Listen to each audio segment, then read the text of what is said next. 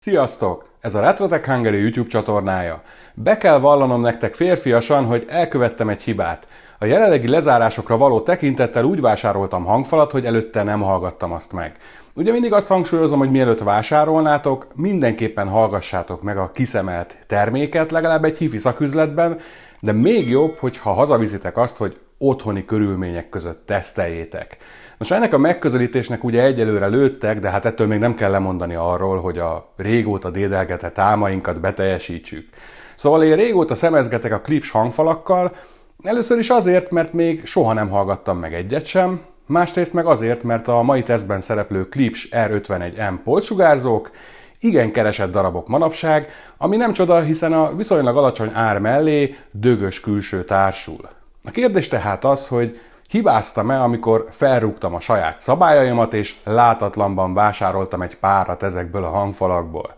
Ezt a kérdést rögtön meg is fogom válaszolni a főcím után.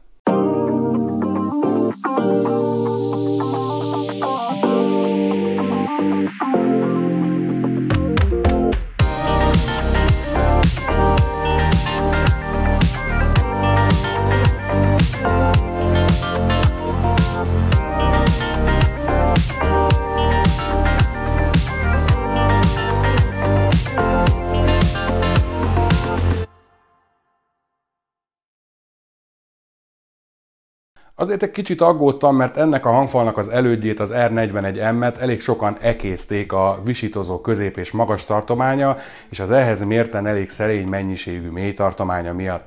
Ebben a modellben a mélysugárzó méretét 10 cm-ről 13 cm-re növelték, szóval reménykedtem benne, hogy ez némi ízmosodással fog járni, már ami a mély tartományt illeti.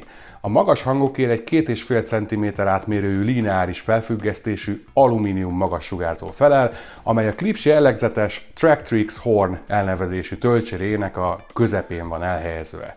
A hangfal nagyon tetszetős külsővel rendelkezik, főleg miután lepattintjuk róla az amúgy mágnesesen rögzíthető hangszórórácsokat, és megpillantjuk az előbb említett töltséres magas sugárzót és a részbevonattal ellátott, fröccsöntött grafitból készült mélyhangszorót, amely ugyancsak a cég jellegzetes megoldása. A Klipsch állítása szerint ez a fajta kialakítás kivételesen könnyű, de ugyanakkor extrém merev hangszóró membránt eredményez, amely figyelemre méltóan alacsony frekvenciák lesugárzását is lehetővé teszi, a lehető legkisebb membrándeformációval és torzítással, hogy ezáltal a legmélyebb és legtisztább basszus hangokat is megszólaltathassuk. Azért természetesen ezt a fajta marketing szöveget a helyén kell kezelnünk, hiszen csodák nincsenek egy olyan méretű hangfaltól, amely kényelmesen elfér egy IKEA lakpolcon úgy, hogy még a normál méretű barándúgóknak is marad hely mögötte, attól ne várjunk földindulásnyi mennyiségű mély hangot. De mielőtt rátérnénk magára a hangfal hangminőségére, nézzünk meg egy-két gyári adatot. A hangfal MDF-ből készült, amelyet karcáló fekete fahatású vinillel borítottak be, és hátsó reflexnyílással rendelkezik. Ugyancsak hátul található az egy pár aranyozott hangszóróterminális, tehát a hangfal nem alkalmas kettős kábelezésre vagy kettős erősítésre, de ez nem is meglepő ebben az árkategóriában, cserébe a terminálok masszívak és jó minőségűek. A hangfal névleges impedanciája 8 ohm, az érzékenysége pedig 93 decibel, tehát elméletileg viszonylag kis teljesítményű erősítővel is hatékonyan meghajtható. Azt azért gyanítom, hogy a valós érzékenysége ettől a gyári értéktől jóval elmarad, mert az érzékenysége az elődjének, az R41-nek az alsó hangtartományokban, ahol ugye a lényeges dolgok történnek, a független, bár nem feltétlenül pontos mérések alapján inkább 85 decibel volt, az impedancia meg 300 Hz környékén 2 ohm alá is leesett, szóval elképzelhető, hogy nem lett sokkal jobb ez a paraméter az új modellnél sem. Ugye arról semmi információnk nincs, hogy a Klipschnek hogyan jött ki ez a 93 decibeles érték, mivel a mérési metodológiáról természetesen semmit nem árulnak el. Én minden esetre legalább egy 2x50 wattos erősítővel próbálkoznék, amely maga biztosan kezeli az alacsonyabb impedancia terheléseket is, mert így biztosan mindent ki tudunk majd hozni az R51M-ből. A hangfal folyamatosan maximum 85 watt teljesítménnyel hajtható meg. Ideális hangfalnak néz ki a méretei miatt kis szobákba, vagy akár konkrétan egy polcra felrakva, mert hát valljuk be őszintén, aki ennyi pénzért vesz hangfalat, az amúgy sem akarja a hifizést túlgondolni, vagy csak szeretne egy olyan optimális megoldást, amit a hálószobában vagy az irodában is lehet használni, kis helyet foglal el, és emellett jól néz ki. A méretei is ezt támasztják alá, mert ahogy arra már utaltam, egy szabvány IKEA-s polcon kényelmesen elfér a 18 cm-es szélességével, 22 cm-es mélységével és 34 cm-es magasságával, és az 5 kg súlyával egy lebegő polcot sem fog túlságosan megterhelni.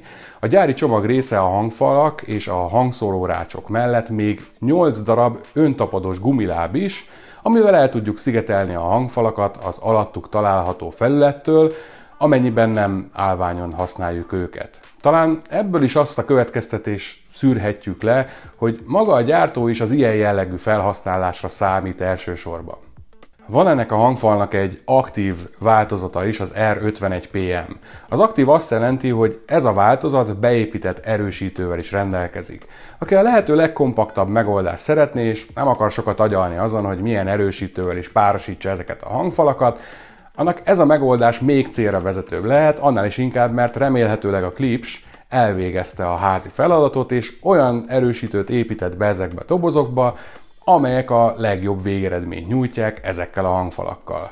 Sajnos nem volt még lehetőségem ezt a változatot meghallgatni, szóval nem tudom, hogy mennyire jól optimalizált ez a megoldás. Minden esetre, ha kíváncsiak vagytok erre a változatra is, akkor azt Gedeon videójából megismerhetitek.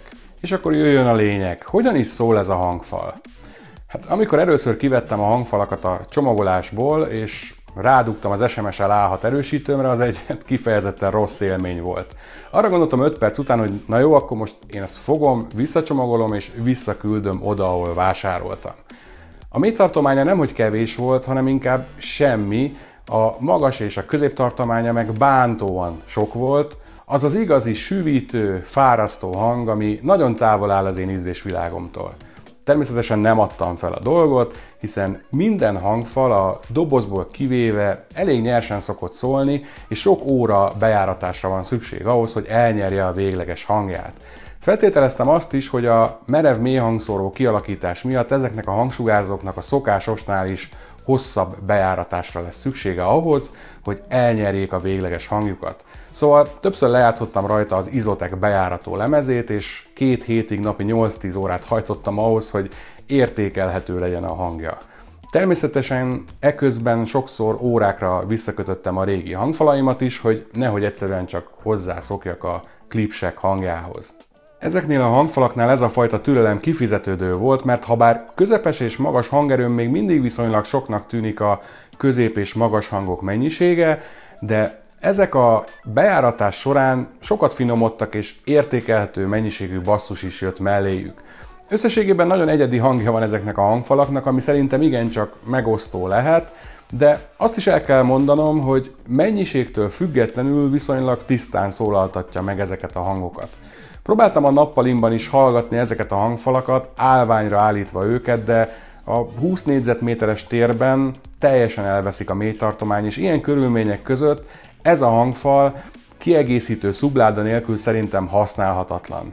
Ahol viszont már szerethető hangot produkált, az a korábban említett IKEA-s polc az irodámban, ahol normál hangerőn meghajtva élvezetesen zenélnek ezek a dobozok, bár a kevésbé jól sikerült felvételek, amelyeken például eleve kevesebb a basszus, vagy rosszabb minőségűek, azért hagynak némi rossz szájízt bennem, de igazából, ahogy mondtam, ekkora méretű dobozoktól nem szabad túl sokat várni, de aki például sok modern stílusú zenét hallgat, annak nem lesz ezzel különösebb problémája.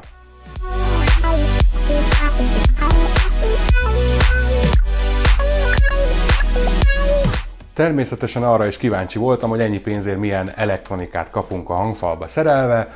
Gondolok itt a hangváltóban használt alkatrészekre és a belső kábelezésre. Nos, a hangfal belső kábelezése nem túl izgalmasan néz ki, és a hangváltó abszolút no-name alkatrészekből van megépítve, amelyeken még márkanév sem szerepel. Igazából egy 90 000 forintos hangfalnál nem szabad nagyon másra számítani, szóval én ezt hibaként semmiképpen sem róvom fel ezeknek a hangfalaknak, de a teljes képhez hozzátartozik. Ha prémium dolgokat szeretnétek, annak az ára is prémium lesz, hát ez van.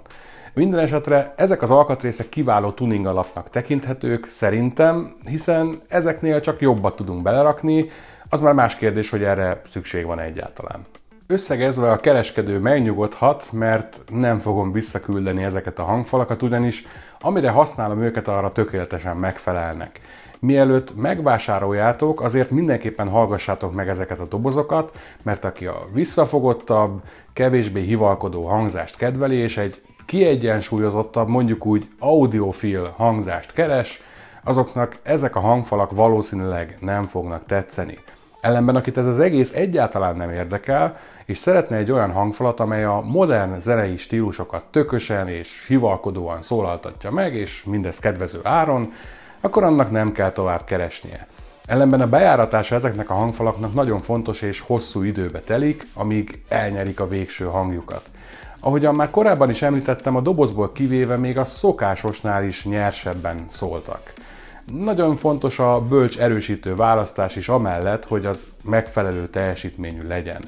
Én nem választanék ezekhez a hangfalakhoz izgágább hangkarakterű erősítőt, mert semmi értelme nincs rájátszani ezeknek a klipseknek az amúgy is vibrálóbb hangkarakterére, szóval én inkább valami olyasmit keresnék hozzá, ami a mély hangtartományban egy lehelletnyit combosabb, míg a magas hangtartományban egy kicsit szégyellősebb.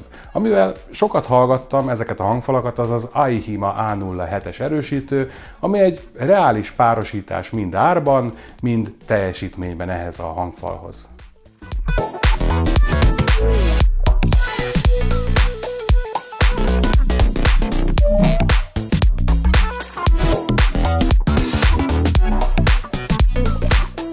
Szerencsére az AIHIMA A07-es egy nagyon transzparens és egyenletes frekvencia menetű erősítő, ami bár nem veszi el a klipsek élét, de legalább feleslegesen nem forszírozza őket. Az SMSL A6 ellenben már jobb megoldásnak tűnik a vaskosabb mélytartományával, viszont az sokkal drágább is. Az Emotiva erősítő még ennél is jobban a helyére rakta ezeket a hangfalakat, de a hangfalak árának a 3-4-szereséért nem reális erősítőt venni hozzá, ha bár butaságnak sem mondanám, mert egy szofisztikáltabb elektronika sokkal kellemesebb végeredményt hajt ki ezekből a hangfalakból. Összességében a D-osztályú erősítők alapvető karakterisztikája minden bizonnyal kihozza ezt a jellegzetes klips hangot ezekből a hangfalakból, szóval aki vissza akarja fogni a lovakat, az inkább valami konvencionálisabb és visszahúzódóbb hangképpel rendelkező erősítővel párosítsa őket. Olyannal semmiképpen sem, ami rájátszik a klips alapvetően ripacs karakterére, mert akkor egyszerűen csak hallgathatatlanul sok lesz. Ha van kérdésetek ezzel a videóval kapcsolatban, akkor tegyétek fel a videó alatt, vagy a Discord szerveremen. Amennyiben tetszett ez a videó, akkor ne felejtsétek el lájkolni, ha pedig még nem tettétek meg, akkor mindenképpen iratkozzatok fel a csatornámra, és amennyiben megtehetitek, támogassátok azt a Patreonon vagy PayPalon keresztül.